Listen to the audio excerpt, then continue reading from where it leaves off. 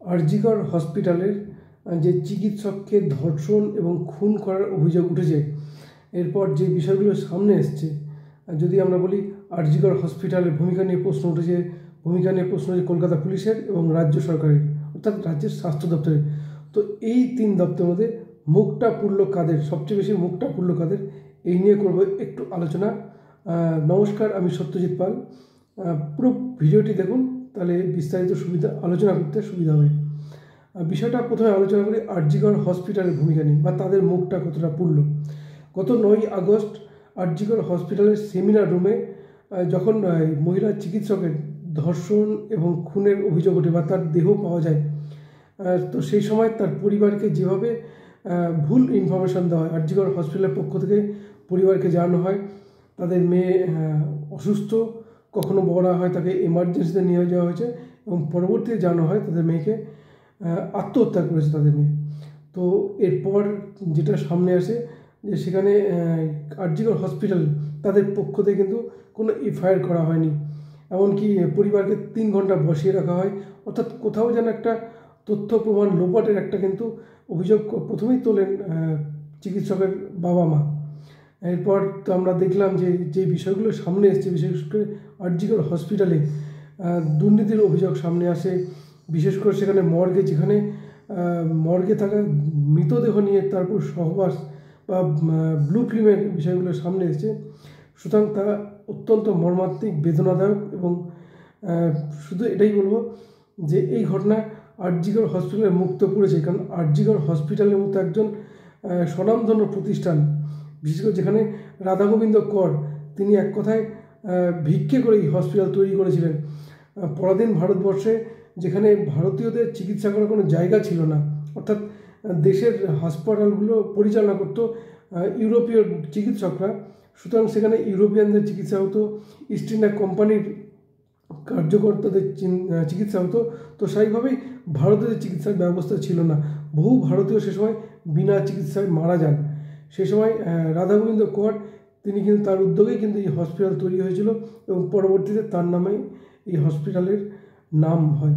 কিন্তু সেই হসপিটালের যে ভূমিকা সামনে আসছে, প্রথমে চিকিৎসকের ধর্ষণ এবং খুনের পর যে বিষয় সামনে এসছে, তাতে এক কথায় মাথা হেড, আরজিকর হসপিটালের মাথা হেড, তাদের বলার ভাষা নেই।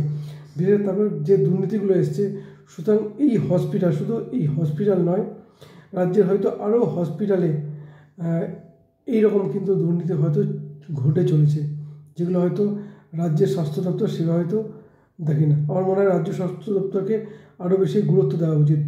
অর্থাৎ এই কাণ্ডে আরজিকর হসপিটাল যে বিষয়গুলো সামনে আছে, সন্দীপ ঘোষ যতদিন থেকে প্রিন্সিপাল হয়ে আছেন, তো সেইভাবেই এই হসপিটালের ভূমিকা। তাছাড়া আরেকটা বলবো যে রাজ্যের হসপিটালগুলোর যে চিকিৎসা হয় না ঠিকঠাক, জনগণের পরিষেবা দেওয়া হয় না, এই অভিযোগ তো আছেই। বহু মানুষ বিনা চিকিৎসায় মারা যান, এই অভিযোগ তো আছেই।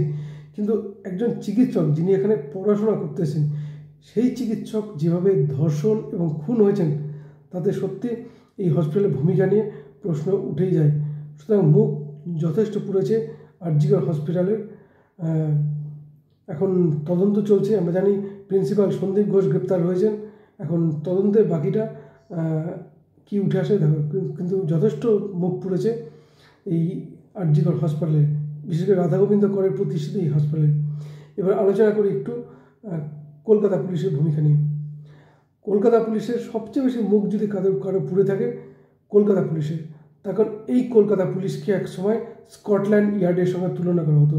তো সেখানে এই ঘটনা ঘটার পর যেভাবে এই টালা থানার ওসি বা তার বিরুদ্ধে যে অভিযোগগুলো এসছে, যে তথ্য প্রমাণ লোপাটের, এফআইআর দেরি, তিনি ঘটনাস্থল দেরিতে পৌঁছানো, বা সেই ঘটনাস্থল ঠিকঠাকভাবে ব্যারিকেড করে না রাখা, এফআইআর দেরি, পোস্টমর্টেমে তাড়াহুড়ো করা, তার নেতৃত্বে তাড়াহুড়ো করা, এবং পোস্টমর্টেমের পর তড়িঘড়ি দাহ করানো। সুতরাং এই টালা থানার ওসির যা ভূমিকা, এরপর আমরা দেখলাম পুলিশ কমিশনার বিনীত গোয়েল, তিনি যেভাবে পুলিশের সাফাইটা দিলেন, যে পুলিশের ভূমিকা খুব ভালো কাজ করে, এরকম একটা ফিডব্যাক দেওয়ার চেষ্টা করলেন। সুতরাং বলবো কলকাতা পুলিশ যেই বিষয়গুলো সামনে এসেছে, অনেকেই অভিযোগ করেন যে রাজ্যের পুলিশ, কলকাতা পুলিশ শাসক দলের দলদাস হিসেবে কাজ করছে। আমরা সেই অভিযোগ করতে চাই না। আমাদের বক্তব্য পুলিশের নিরপেক্ষভাবেই কাজটা করা উচিত ছিল, এবং জানি না তদন্তে কী উঠে আসবে। আমরা আশা রাখি যে হয়তো পুলিশ নিরপেক্ষভাবেই তদন্ত করেছে। এমনও হতে পারে যে তাদের বিরুদ্ধে ভুল মিথ্যে অভিযোগ করা হচ্ছে, এটাই সামনে হোক। কারণ কলকাতা পুলিশকে আমরা অত্যন্ত সম্মান করি। যদি এই অভিযোগগুলো সত্যি হয় তাহলে বলবো সবচেয়ে বেশি মুখ পুরল কলকাতা পুলিশের। আসি রাজ্য সরকারের ভূমিকা নিয়ে। দেখুন, রাজ্য সরকার বাম জামানার পর 2011 থেকে ক্ষমতায় রাজ্যের শাসক দল তৃণমূল কংগ্রেস, এবং তাদের বিরুদ্ধে কিন্তু একাধিক অভিযোগ উঠে এসেছে। আমরা প্রথমে দেখি চিটফান্ড কেলেঙ্কারি, এরপর এসএসসি, প্রাইমারি, রেশন দুর্নীতি। ইতিমধ্যেই আমরা জানি প্রাক্তন শিক্ষামন্ত্রী পার্থ চট্টোপাধ্যায় তিনি জেলে রয়েছেন, শিক্ষা দপ্তরটাই জেলে রয়েছেন। খাদ্যমন্ত্রী জ্যোতিপ্রিয় মল্লিক তিনি জেলে রয়েছেন।